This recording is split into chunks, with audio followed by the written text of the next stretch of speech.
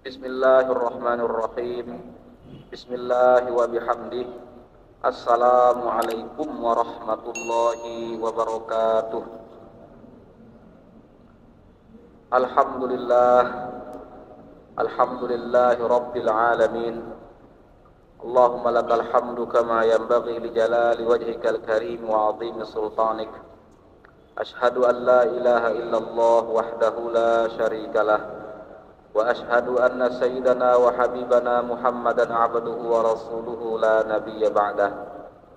Allahumma salli wa sallim wa barik ala habibina Muhammadin wa ala alihi wa sahbihi ajma'in, amma ba'du. Al-mu'takifin wal mu'takifat Masjid Besar At-Taqwa Pancor, rahimakumullah wa hafizakumullah. Alhamdulillah, segala kesyukuran tidak bosan-bosan kita iringi dalam tahmid kita. Betapa sampai saat ini, sampai malam hari ini, Allah Subhanahu wa ta'ala masih menyayangi kita, menganugerahkan kesehatan kepada kita, menganugerahkan suasana tempat tinggal yang aman, yang tertib. Dengan kesehatan dan ketertiban serta keamanan, kita bisa menjalankan kegiatan keagamaan kita dengan penuh kedamaian, penuh kesejukan, dan mudah-mudahan juga dengan penuh kebahagiaan. Allah Subhanahu wa ta'ala berfirman masih dalam surat Fussilat, A'udzu billahi minasy syaithanir rajim. Bismillahirrahmanirrahim. Qul innama ana basyarum mithlukum yuha ilayya annama ilahukum ilahun wahid fastaqimu ilayhi wastaghfiruh wa wailul lil musyrikin alladzina la yu'tuna az-zakata wa hum bil akhirati hum kafirun. Pada kesempatan sebelumnya kita sampai pada bagian ayat fastaqimu ilaihi wastaghfiruh. Allah Subhanahu wa ta'ala setelah memerintahkan untuk istiqomah dalam agama, baik itu ilmu juga amal, ya. Lalu Allah Subhanahu wa ta'ala berpindah, ya, menyampaikan wastaghfiruhu, dan beristighfarlah, ya, bahwa annat taklifa lahu ruknan. Ketika Allah membebankan kepada kita, mewajibkan kita untuk melakukan sesuatu, mengharamkan kita untuk melakukan sesuatu, ya, semua taklif itu memiliki dua unsur utama. Baik itu ibadah sholat kita, ibadah puasa, zakat, haji kita, semuanya memiliki dua unsur utama. Yang pertama al-i'tiqad, yaitu keyakinan. Ya, sudah kita jelaskan sebelumnya dalam perintah sholat misalnya, ada sisi keyakinannya, yaitu meyakini bahwa sholat 5 waktu itu wajib. Yang kemudian yang kedua ada sisi amalnya. Dan sisi amal di sini diwakili oleh istighfar. Ya. War-ra'su war-ra'isu fi wazifatil amal al-istighfar. Ya. Yang utama, yang pokok dari amal baik kita ini adalah boleh dikatakan istighfar. Karena pada akhirnya ampunan Allah lah yang paling berharga untuk kita. Kalau Allah sudah mengampuni seseorang, itu artinya Allah menutupi segala dosa salahnya. Jika Allah mengampuni seseorang, itu artinya Allah mengobati bekas-bekas dari dosa salahnya. Ya. Jika Allah menerima taubat seseorang dan memberikan ampunan kepada seseorang, maka dia sudah mendapatkan nikmat yang luar biasa tingginya. Fa in qila, ya, jika boleh mengajukan satu catatan dan pertanyaan, biasanya urutan disebutkan istighfar itu adalah setelah Allah menyebut sesuatu yang katakanlah tidak pantas. Urutan kita beristighfar secara nalar, kita pikirkan atau sesuai dengan urutan yang biasanya disebutkan di Quran, istighfar itu muncul setelah didahului oleh sesuatu yang pantas. Misalnya orang melakukan kesalahan, ya, sesuatu yang tidak pantas. Orang melakukan kesalahan baru kemudian beristighfar. Orang melakukan maksiat baru kemudian beristighfar. Karena istighfar itu minta ampun. Namanya minta ampun setelah ada keteledoran, ada kelalaian dan kesalahan. Namun pada ayat ini perintah istighfar muncul setelah perintah istiqomah. Sehingga orang yang istiqomah dalam agama masih diminta untuk beristighfar. Lalu istighfar yang model apa yang dimaksudkan di sini? Kalau istighfar yang minta ampun karena dosa dan salah, lah orang sudah istiqomah dalam agamanya. Ya. Laisal muradu min hadzal istighfar al-istighfaru anil kufri. Istighfar pada ayat ini bukan minta ampun dari sebuah keingkaran, tetapi apa? Balil muradu minhu.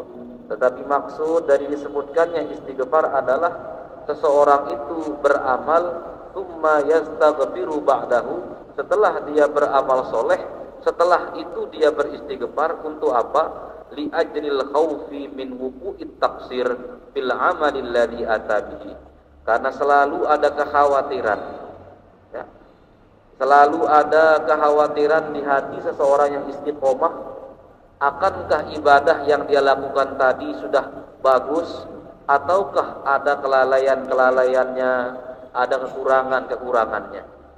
Bahkan orang yang sudah istiqomah pun dia yang paling khawatir apakah ibadahnya itu sudah cukup atau belum.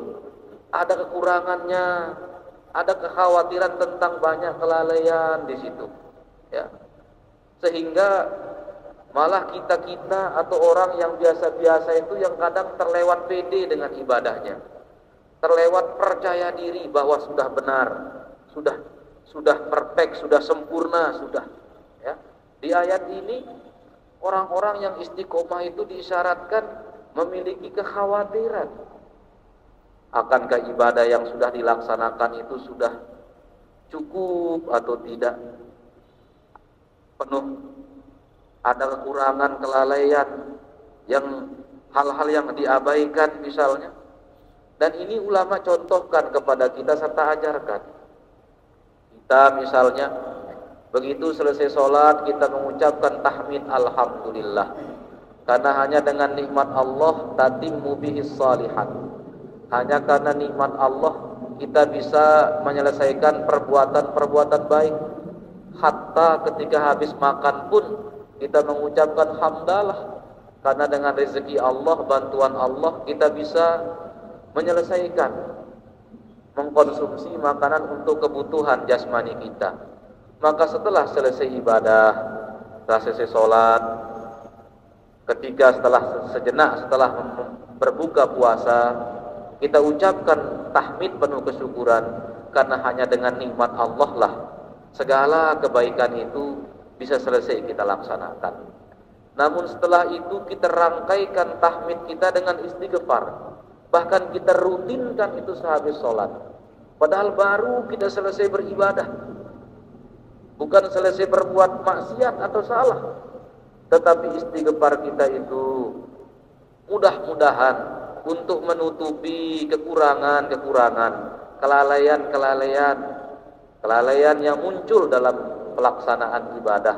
Barangkali Fatihah kita ada kekurangan, sudah cukup standar sahnya, tetapi ada yang kita lalaikan. Barangkali di ruku kita ada kekurangan, barangkali di sujud kita ada kekurangan. Itulah yang kita istighfarkan.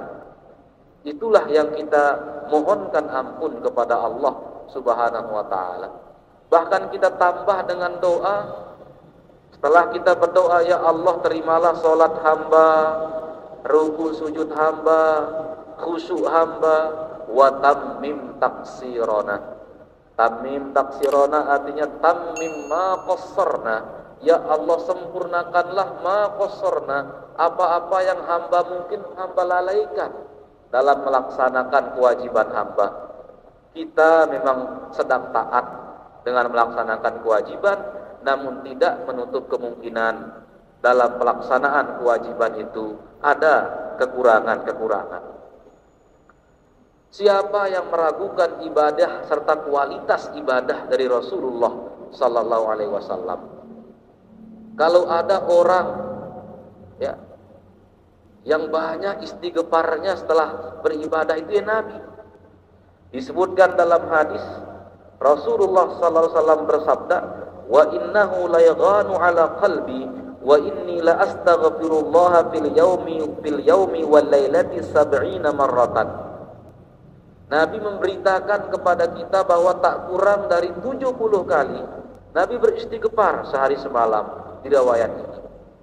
Kalau Nabi sudah bercerita dan menginformasikan itu, ya, pertama itu benar. Yang kedua itu lebih. Ini minimal 70. Ya. Padahal ibadahnya Nabi itu sebagaimana yang beliau sampaikan juga, ibadah syukur, ibadah kesyukuran. Dan beberapa malam atau kemarin Rabu kemarin malam Sabtu kita sampaikan perintah Allah untuk Nabi itu bukan taklif, bukan pembebanan, tapi takwin.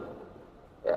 Untuk mewujudkan sehingga manusia bisa meniru cara pelaksanaan ibadah kepada Allah Ta'ala. Tapi toh Nabi beristighfarnya banyak.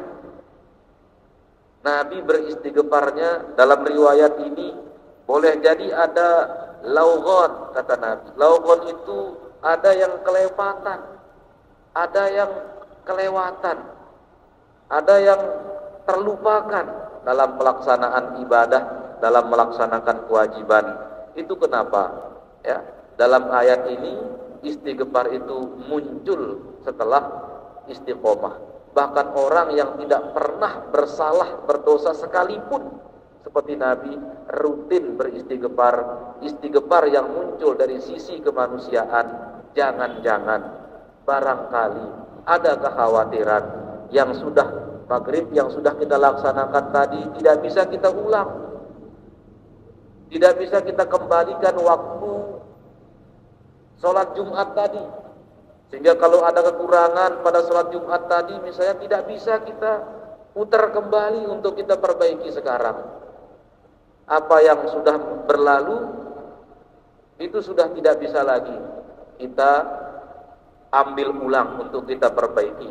Inilah istighfar. Al-Imam Ali ibn Abi Thalib bahkan mengatakan, al-istighfaru yajlibur rizqa. Istighfar itu mendatangkan rezeki. Karena secara sisi psikologis dan kejiwaan, orang yang terus berpikir tentang kesalahannya, itu dia sedang memasukkan nuansa positif ke dalam hatinya. Nuansa positif ke dalam hatinya. Berbeda dengan orang yang terus memikirkan kesalahan orang lain dan melupakan kesalahannya, itu aura negatif yang akan muncul membarenginya. Maka Rasulullah akan mengingatkan kita, tuba, berbahagialah, bersenanglah, ya, orang yang sagolahu aibu nafsihi, yang disibukkan dengan kekurangan dirinya daripada kekurangan orang lain. Karena dengan menyibukkan diri mengingat kekurangan diri, energi positif yang akan datang membarenginya. Allah Subhanahu wa taala berfirman dalam lanjutan ayat ini, wa wailul lil musyrikin, ya. Dan celakalah, kesialanlah, ya, lil musyrikin, menjadi milik orang yang menyekutukan Allah Subhanahu wa taala. Dalam ayat ini Allah menyebutkan alladzina, siapakah orang-orang yang musyrikin itu? Orang-orang yang la yu'tuna zakah, tidak menunaikan, tidak membayarkan zakatnya. Wa hum bil akhirati hum kafirun. Ingkar kepada hari akhirat. Ya. Wa wailul lil musyrikin. Itu adalah ancaman dari Allah Subhanahu wa taala. Ya, beda dengan orang yang istiqomah dan terus beristighfar. Yang ini orang yang menyekutukan Allah taala, Allah berikan ancaman wailun, ya, kesialan, kecelakaan, ya, celakalah orang-orang yang menyekutukan Allah. Siapakah mereka? Diberikan dua sifat. La yutuna zakah, tidak menunaikan zakat, ya.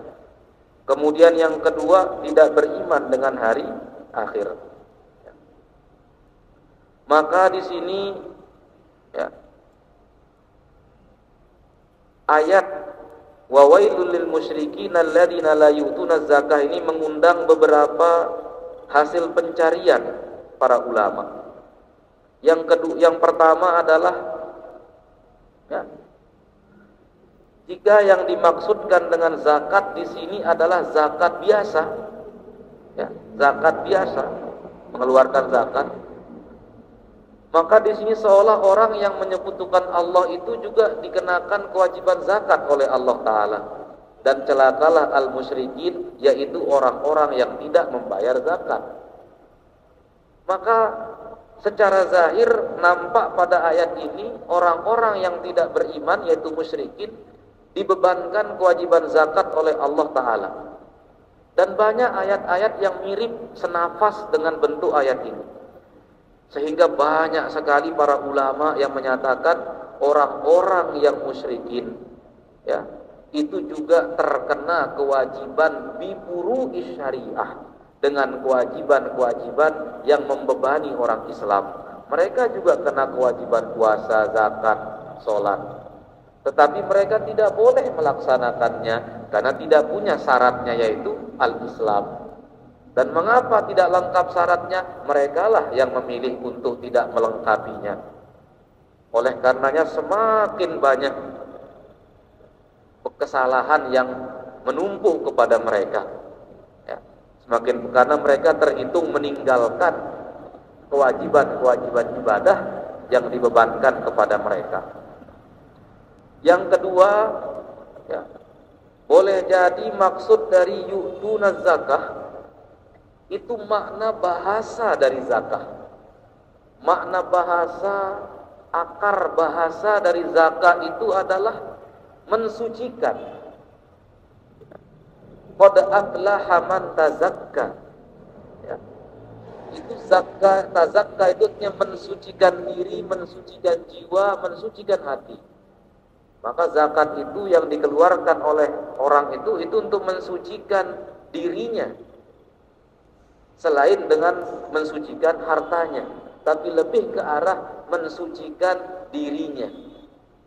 Karena zakat itu berarti mensucikan diri. Qad aflaha man tazakka, misalnya dalam surat Al-A'la. Beruntung orang yang selalu membersihkan dirinya, membersihkan jiwanya. Maka ayat itu memberikan pemaknaan celakalah orang-orang musyrik, yaitu orang-orang yang tidak pernah membersihkan jiwanya dengan la ilaha illallah. Celakalah orang-orang yang tidak pernah membersihkan hatinya, membersihkan jiwanya dengan la ilaha illallah. La ilaha illallah itu seperti pembersih jiwa. Karena kotoran paling utama di hati manusia itu adalah kemusyrikan. Bagaimana menghilangkan kotoran itu? Dengan ketauhidan. Apa kalimat tauhid? La ilaha illallah. Itulah kalimat tauhid, kalimat haqqin, kalimat yang benar, kalimat tauhid. Maka celakalah orang-orang musyrik, yaitu orang-orang yang tidak pernah membersihkan jiwanya. Pemaknaan ini muncul karena jika yang dimaksudkan adalah zakat secara biasa, maka seperti tadi, berarti kena kewajiban dong orang musyrik bayar zakat. Tapi kelompok ulama pertama mengatakan, kalaupun memang iya, kenapa? Karena toh mereka yang memilih untuk tidak mencukupi prasyarat beribadah, yaitu apa? Memeluk agama Islam. Nah, yang ketiga, Al-Imam Farrokh ketika membaca ayat ini menurut Imam Al-Farrokh betul-betul menyindir tradisi bangsa Quraisy. Betul-betul menyindirnya. La yutuna zakah itu artinya orang Quraisy itu tut'imunal hajj. Orang Quraisy itu biasa memberikan makan pengunjung Baitullah sejak sebelum diangkatnya Rasulullah Sallallahu Alaihi Wasallam, sejak belum diutus. Mereka itu terbiasa mengeluarkan makanan, mengeluarkan kebutuhan untuk para pengunjung Ka'bah. Ternyata ketika dibebankan kewajiban zakat, mereka tolak. Maka disindir oleh Allah Ta'ala, digandengkan dengan kemusyrikan, ya, diapit oleh dua hal yang salah, kemusyrikan dan bil akhirati hum kafirun, kekafiran, keingkaran kepada hari akhir. Karena mengeluarkan makanan untuk pengunjung Baitullah mereka mau, disuruh mengeluarkan zakat, kewajiban zakat mereka tidak imani. Ya. Mengeluarkan biaya makanan untuk memfasilitasi pengunjung Ka'bah, mereka dengan senang hati melakukannya. Giliran disuruh mengeluarkan sebagian kecil hartanya sebagai zakat, mereka dengan penuh keengganan.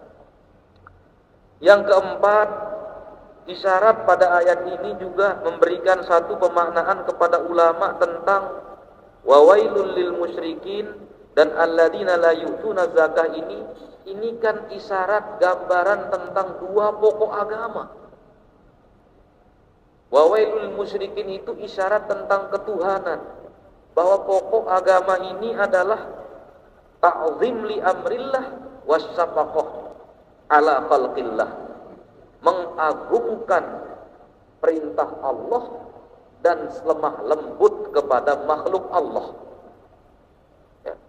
Kemusyrikan yang disebutkan pada ayat ini adalah orang yang tidak memperdulikan hak-hak Allah. Hak Allah itu apa? La ilaha illallah wahdahu la syarikalah. Allah tidak mau melihat orang itu meyakini ada sekutunya Allah. Ya, itu puncak dari penghormatan kita kepada Allah adalah jangan menyekutukan Allah. Dari mana kita paham itu? Innallaha la yaghfiru ayyushraka bihi wa yaghfiru ma duna dzalika. Engkau tidak jalankan perintah Allah, salah, Allah siap maafkan. Engkau tinggalkan puasa, dosa, Allah siap ampuni. Tapi engkau sekutukan Allah, la yaghfiru ayyushraka bihi. Maka puncak penghormatan kita kepada Allah, kepada agama Allah adalah mengesakannya. Ada misalnya orang yang tidak mendirikan sholat, salah, tapi Allah ampuni. Tidak melaksanakan puasa Ramadan, salah, ya gebiru maduna dzalika, Allah mengampuni dosa selain syirik. Tapi kalau menyekutukan Allah, enggak.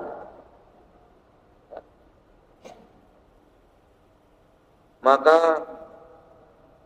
inilah, ya, dua hal inilah menjadi hal pilar dari agama kita. Tauhid, yaitu apa? Ta'zim li amrillah, menghormati hak-hak Allah kepada kita, ya, dengan melaksanakan apapun yang Allah bebankan kepada kita. Yang kedua, asyafaqah ala khalqillah, yaitu apa? Lemah lembut, sayang, ya, kepada makhluk-makhluk Allah yang diwakili oleh wala alla yu'tuna zakah, tidak membayar zakat. Orang yang musyrik itu gambaran tentang orang yang mengkhianati sesuatu yang paling penting untuk menghormati Allah. Kemudian tidak menunaikan zakat itu gambaran tentang orang yang tidak memberi kasih sayang kepada makhluk Allah.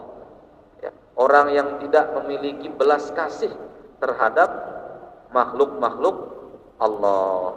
Ya, oleh karenanya dua hal ini mewakili dua pilar utama, ya, yaitu apa? Mengkhianati takzim kepada Allah Subhanahu wa taala dengan menyekutukannya, kemudian mengkhianati perintah Allah untuk menyayangi makhluk Allah dengan tidak siap untuk berbagi kepada makhluk Allah dalam bentuk zakat.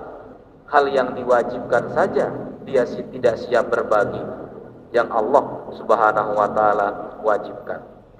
Wa hum bil akhirati hum kafirun. Ya, tidak beriman, ingkar kepada hari akhir. Itu gambaran tentang apa? Orang-orang yang ingkar kepada hari akhir itu mustaghrikun fi talabid dunya wa ladzatiha. Karena tidak beriman kepada hari akhir, maka tenggelam dalam fananya dunia. Tidak pernah berpikir setelah dunia ini ada kehidupan lain atau tidak. Tidak pernah ada sedikit kesadaran bahwa kehidupan setelah dunia itu lebih panjang, abadi, khairun wa abqa, lebih baik, lebih kekal. Ya. Maka selain menyekutukan Allah, mengabaikan hak-hak Allah, mengabaikan kasih sayang kepada makhluk Allah, juga tidak beriman kepada hari akhir. Sampai-sampai ulama memikirkan tiga hal ini, disebut secara berurutan: menyekutukan Allah, tidak menunaikan zakat, tidak beriman kepada hari akhir. Ya. Ini seperti gambaran perjalanan hari-hari yang dilewati manusia. Ya. Bahwa kita ini kan punya 3 hari. Kemarin, saat ini, dan besok. Kemarin itu sudah lepas, tidak menjadi milik kita lagi, sesuatu yang sudah kemarin. Gambaran tentang bahwa ada hal-hal yang tidak bisa kita kontrol, tidak bisa kita atur. Kalau manusia tidak bisa mengaturnya, itu gambaran tentang ada sesuatu yang Allah atur dan tidak bisa kita campur tangani. Takdir yang sudah Allah tentukan di zaman azali seperti hari kemarin yang tidak bisa kita ubah. Seperti hari kemarin yang tidak bisa kita tarik kembali, kemudian kita atur ulang setting dan pengaturannya. Ya. Yang kita miliki adalah al-yaum, yaitu hari ini. Ya. Yaitu al-yaum, hari ini. Maka gambaran tentang al-ihsan ila ahlil alam biqadri taqah, ya, yang kita miliki adalah hari ini. Allah perintahkan kita sholat, berbuat baik saat ini. Tidak diperintahkan kita kemarin, dan tidak mungkin. Ya. Kemudian besok itu yang tidak pernah kita temui, itu gambaran tentang hari akhir. Tentang hari akhir. Ya, beginilah potongan ayat ini menghadirkan banyak sekali perenungan-perenungan dari para ulama. Begitu ayat Al-Quran itu menginspirasi ulama untuk merenung, untuk meneliti. Bahkan ada ulama yang menyampaikan kewajiban zakat ini diapit oleh 2 dosa yang besarnya minta ampun. Dosa syirik dan dosa tidak beriman kepada hari akhir. Tidak bayar zakat itu diawali sama syirik kepada Allah, diapit di ujung dengan ingkar, dengan kekafiran. Jadi kemusyrikan, tidak bayar zakat, kekafiran. Kalau melihat itu, kata ulama, itu orang Islam harus waspada jika masih enggan membayar zakat. Itu di awalnya kemusyrikan, diapit oleh kemusyrikan dan kekafiran. Tidak bayar zakat itu, coba. Sehingga ada ulama yang mengisyaratkan ini betapa perlu kewaspadaan dari orang-orang yang cukup nisab dan haulnya, kemudian tidak menunaikan hak-hak makhluk Allah yang Allah titipkan melalui 2,5% zakat tersebut.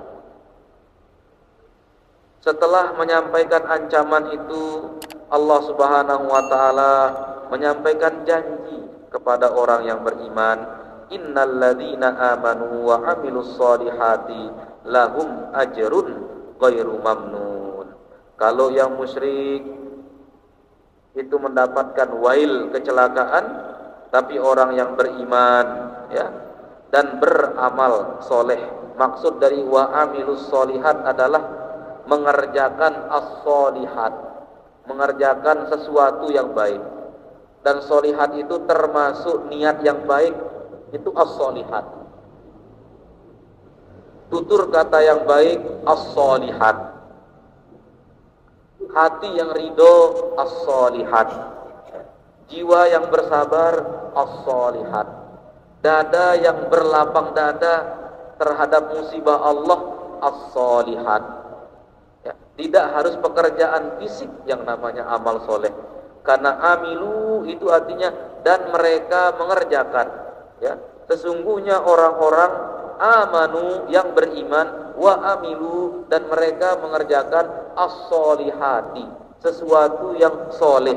Dan sesuatu yang termasuk solihat itu baik itu pekerjaan badan, pekerjaan lisan maupun pekerjaan hati. Ya, kebaikan melalui badan, fisik, kebaikan dengan bacaan-bacaan lisan, juga as-solihat dari situasi hati. Dia syukur, dia sabar, dia ridho, dia lapang dada. Itu adalah termasuk as-solihat. Apa yang Allah janjikan? Lahum, untuk mereka. Ya, tetapi lam itu untuk kepemilikan. Jadi seolah-olah Allah menyiapkan ganjaran yang menjadi milik orang beriman ini. Lahum itu milik mereka. Jadi supaya jangan ada kesan, betul-betul ditegaskan oleh Allah Ta'ala, lahum ajrun ghairu mamnun, itu untuk mereka. Jadi kepemilikan seolah-olah. Ya. Untuk mereka ganjaran yang ghairu mamnun. Ghairu mamnun itu salah satu maknanya adalah ghairu maqtu', ganjaran yang tak terputus. Untuk orang-orang yang beriman mengerjakan kesolihan akan mendapatkan ganjaran yang ghairu mamnun, yaitu ganjaran yang tak terputus. Ya, tidak dibayar sekaligus besar plek, tidak lagi, tak terputus. Ya. Dalam ayat ini Allah janjikan ganjaran yang tak terputus. Bahkan ada ulama yang menyampaikan mamnun itu boleh saja berarti dari kata al-minnah, yaitu anugerah. Sehingga ayat itu memberikan kesan bagi mereka upah selain anugerah Allah. Jadi mereka itu upah, dan upah ini ghairu mamnun, bukan kemurahan Allah. Mereka akan mendapatkan upah juga kemurahan dari Allah Subhanahu wa taala. Gambaran tentang banyaknya. Karena al-minnah itu bisa berarti karunia dari Allah Subhanahu wa ta'ala. Maka ghairu mamnun artinya bagi mereka ganjaran yang bukan termasuk anugerah, karena anugerah lain lagi akan Allah Subhanahu wa ta'ala berikan kepada mereka. Ya. Ada ulama ketika membaca ayat ini, innalladzina amanu wa amilus solihati lahum ajrun ghairu mamnun, ada ulama mengatakan nazalat fil marada waz zamini idza ajizu anit taati kutiba lahumul ajru ka ahsani ma kanu ya'malun. Ayat ini memberikan satu isyarat bahwa ayat ini turun untuk konteks orang-orang yang pacu kemudian jatuh sakit. Dia orangnya beriman dan beramal soleh, tiba-tiba karena takdir Allah dia jatuh sakit sehingga tidak bisa lagi beramal soleh dengan keterbatasan fisiknya. Maka apa yang Allah janjikan? Dia akan mendapatkan ganjaran sebagaimana kebiasaan dia sebelum Allah timpakan sakit. Ya. Jadi dia tidak silaturahmi karena sakit, dapat dia pahala silaturahmi berdasarkan tren amal baik dia sebelum sakit. Karena andai kata dia sehat, dia akan lakukan silaturahmi itu. Dia misalnya tidak mampu puasa sunat, padahal kebiasaan dia bertahun-tahun biasa puasa sunat. Tiba-tiba Allah takdirkan dia sakit. Maka seberapa besar inginnya puasa tapi tidak mampu, Allah kasih pahala puasa. Sebagaimana adat baik dia sebelum Allah timpakan penyakit.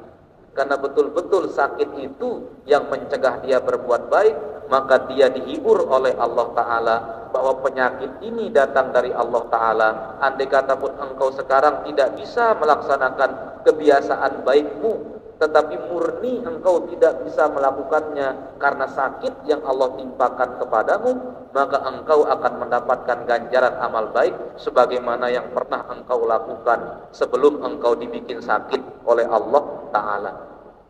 Coba. Sehingga karena ghairu mamnun itu artinya tak terputus. Bagaimana mungkin orang beriman beramal soleh dapat pahala tak terputus? Padahal kadang-kadang dia jatuh sakit, kemudian lemah, ya. Tapi Allah bilang tak terputus. Maka itulah maknanya kata ulama. Itu untuk konteks orang-orang yang maju, yang rajin. Tiba-tiba Allah sakitkan dia, sehingga murni karena sakit itu dia tidak bisa lagi melaksanakan kebiasaan baiknya, maka Allah berikan ganjaran sebagaimana andai kata dia beramal baik langsung. Wallahu a'la wa a'lam. Barakallahu li wa lakum fil Qur'anil azim wa nafa'ani wa iyyakum bima fihi minal ayati wa dzikril hakim wa taqabbala minni wa minkum tilawatahu innahu huwas samiul alim. Wallahul muwaffiq wal hadi ila sabilir rasyad. Wassalamu alaikum warahmatullahi wabarakatuh. Waalaikumsalam warahmatullahi wabarakatuh. Alhamdulillahi rabbil alamin. Jazakumullahu khairan katsiran. Terima kasih Bapak dan Guru. Jamaah kaum muslimin muslimat rahimakumullah. Demikian Quran surat tafsir yang baru kita diberikan penjelasan oleh guru kita. Betapa untungnya kita yang istiqomah sampai akhirnya kita mendapatkan penjelasan dari guru kita. Karena nilai keistiqomahan kita ketika pada saatnya kita wujud, maka Allah akan memberikan nilai yang sama dikala kita sehat dan di saat kita diberikan rahmat oleh Allah Subhanahu wa taala. Wallahu a'lam.